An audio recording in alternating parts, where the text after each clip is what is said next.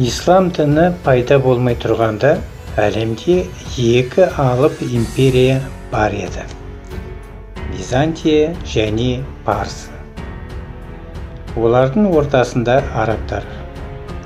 Арабтар осы екі империяның шекарадағы жалшы жауынгерлері болды.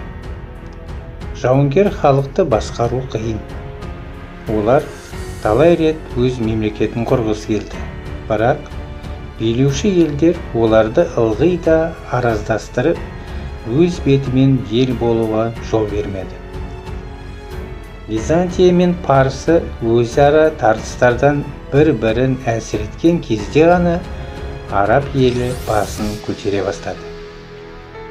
Бұл енді араб елінің тарихы және Мұхаммедтің араб елінің беделін әлемге әйгілі ету үшін сіңірген еңбегі.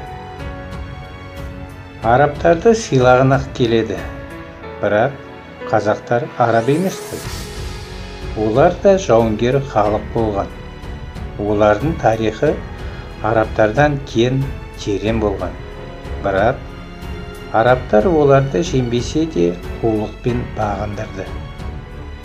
Соны әлі де түсінбеген халық ақымақ па? Қазақтар ешқашан арабтарға бағынған емес. Бірақ бүгінгі қазақ ұрпақтары сол соғыста өздерін жеңілгендерін өз ерігімен мойындағысы келетіні еркін намысты қазақтарды қарсы тұруға мәжбүрлейді.